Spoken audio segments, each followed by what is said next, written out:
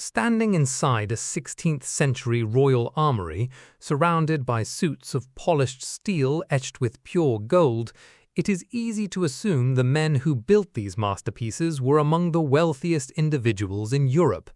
A single custom harness of Renaissance plate armor could easily command a price equivalent to several years of a nobleman's income or 44 modest townhouses.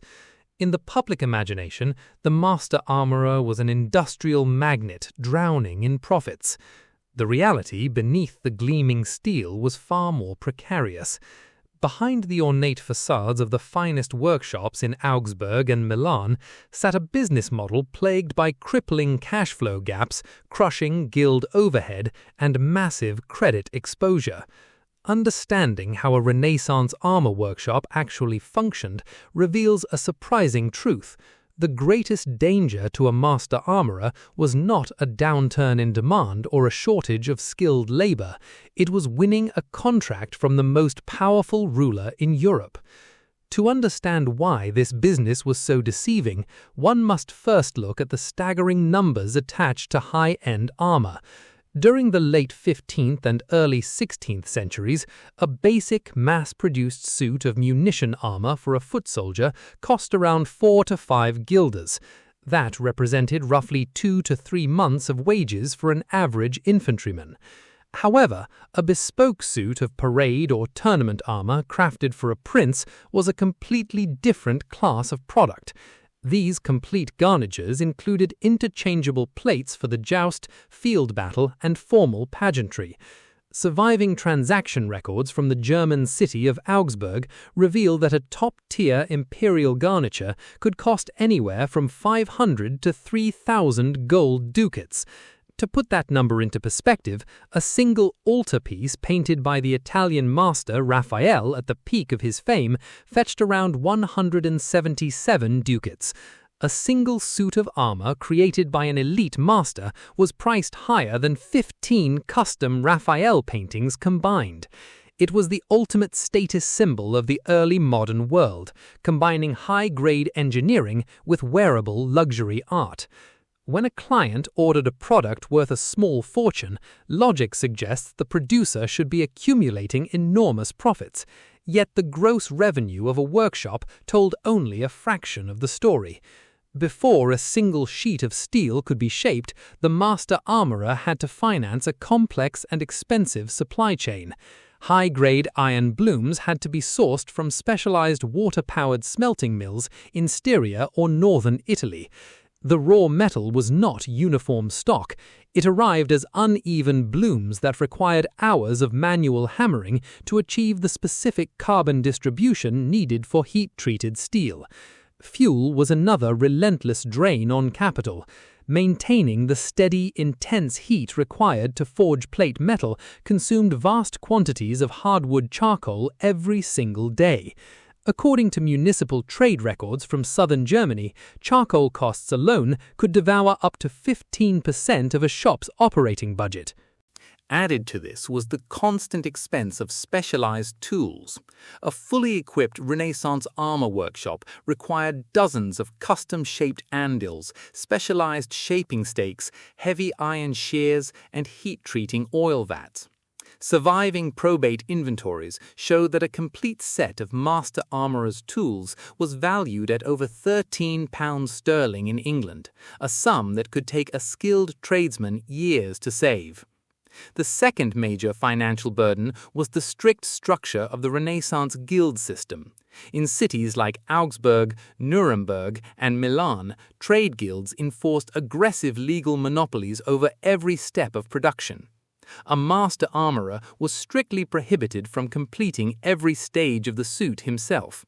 The guild mandated a rigid division of labor designed to distribute employment and maintain quality standards. The master was forced to hire independent specialists or maintain dedicated staff for each distinct process. First came the hammersmiths, who beat the raw steel sheets into rough curves over anvils.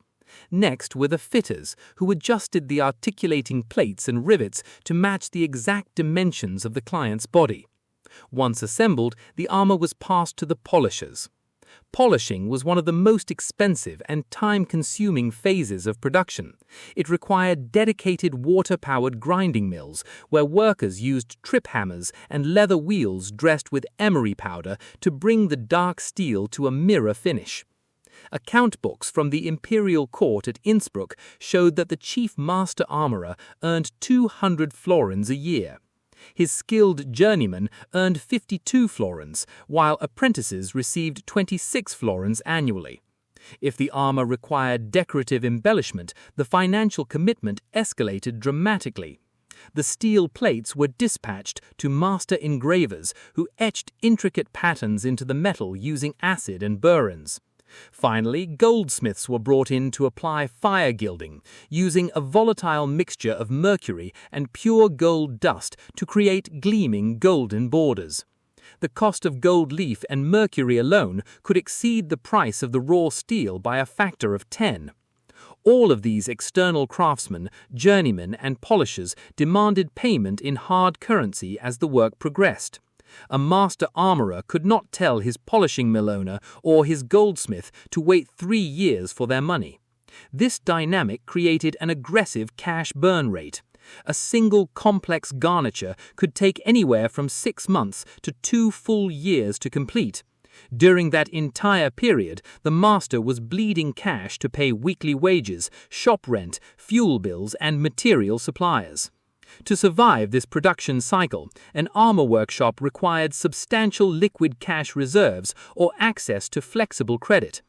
On paper, a successful shop with 3 or 4 imperial orders in progress looked immensely wealthy.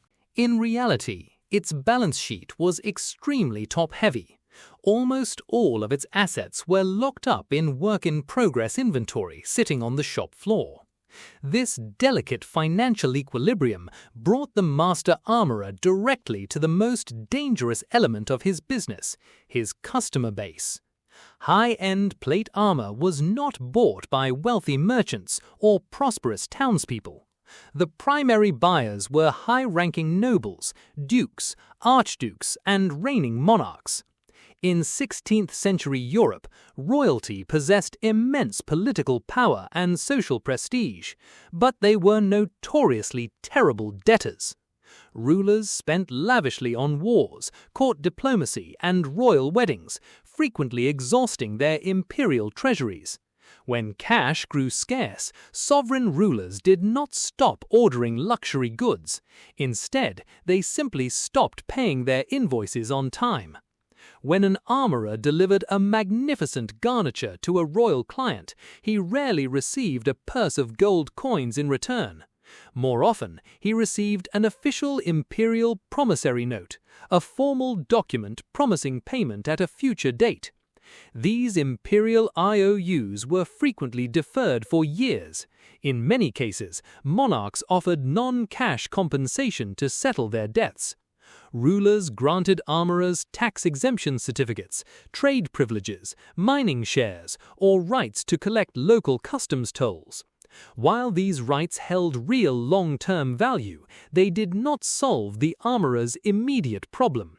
You cannot pay a weekly wage to a team of journeymen with a fraction of a silver mine located 300 miles away.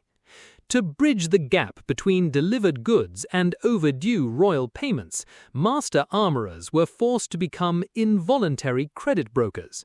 They took out loans from major merchant banks, such as the famous Fugger family of Augsburg, using their unpaid royal promissory notes as collateral.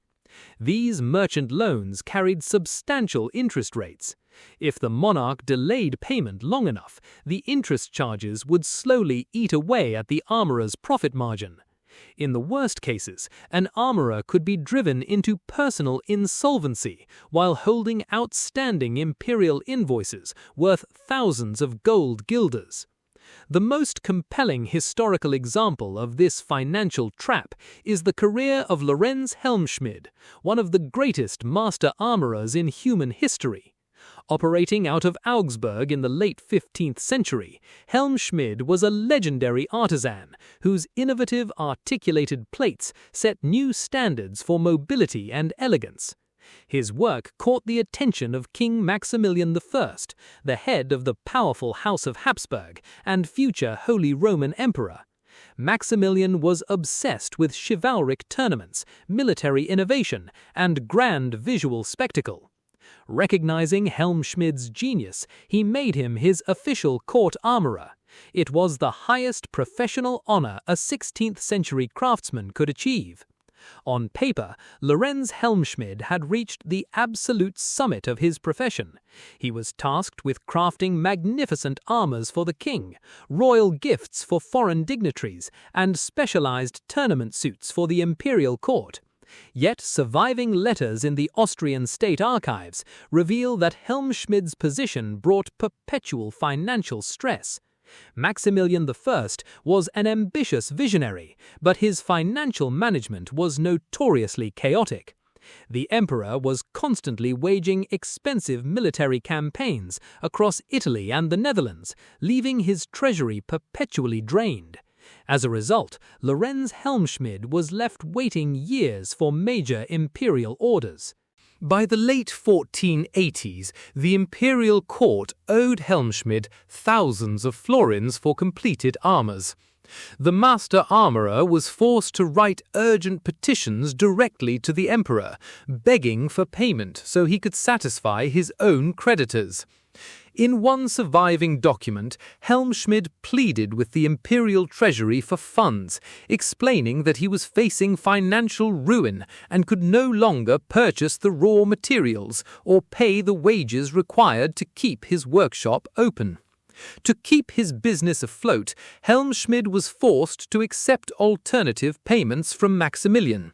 The emperor granted him tax concessions in Augsburg and assigned him income rights from local toll stations. While these arrangements kept the workshop from immediate closure, they required Helmschmid to constantly negotiate with local municipal authorities to collect the money he was owed. Instead of focusing purely on designing world-class armor, the master spent vast amounts of energy managing debt, tracking down imperial vouchers, and begging local councils for credit extensions.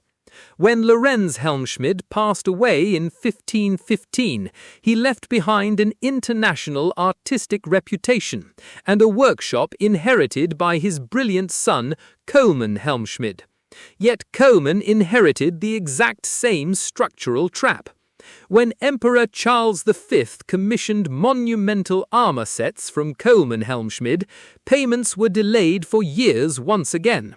In 1525, Coleman was forced to pause production on imperial orders because his workshop simply ran out of operating cash. Why didn't armorers like the Helmschmids simply walk away from royal clients and sell their goods to other buyers? The answer lies in the legal constraints imposed by municipal governments and sovereign rulers.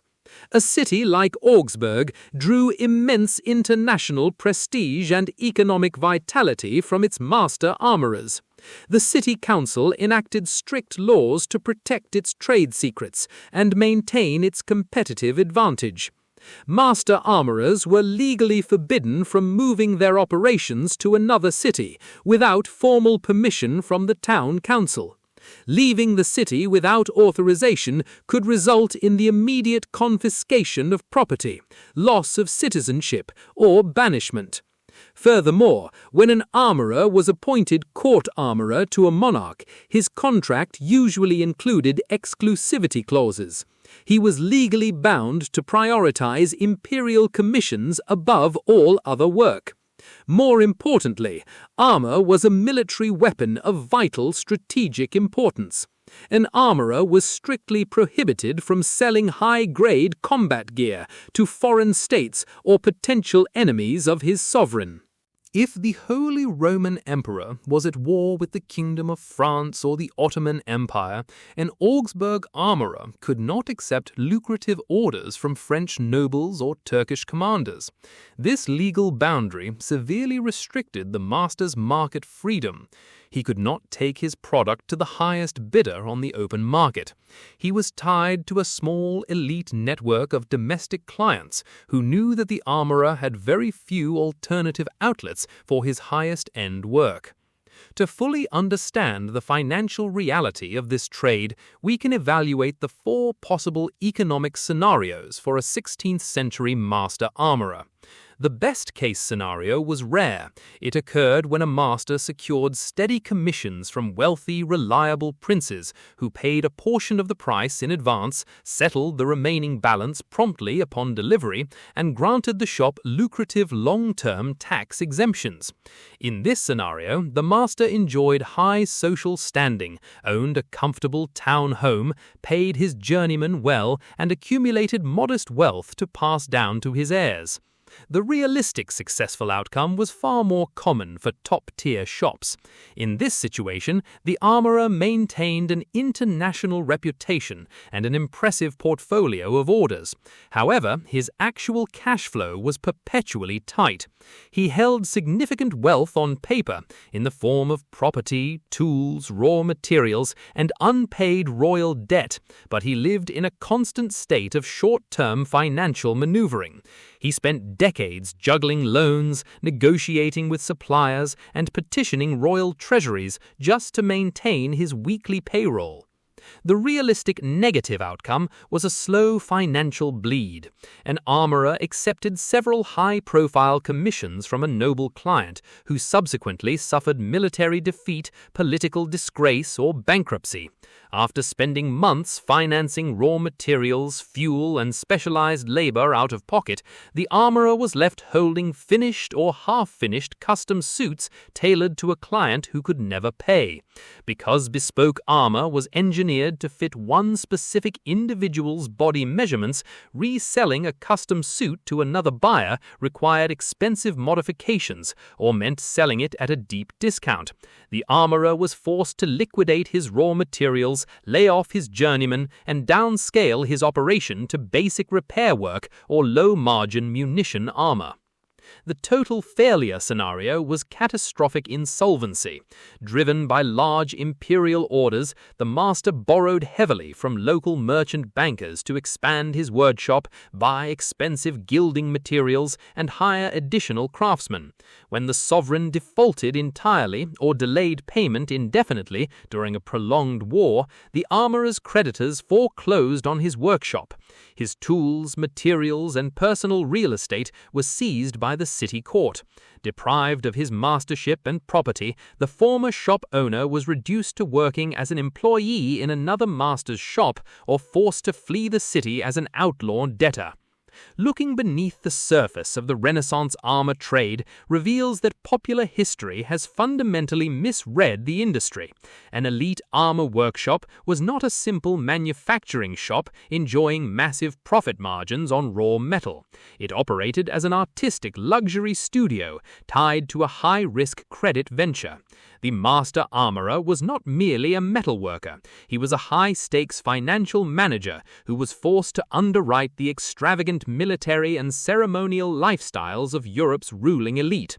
His survival depended as much on his ability to navigate sovereign debt, manage complex guild labor chains, and secure merchant loans as it did on his skill with a hammer and anvil.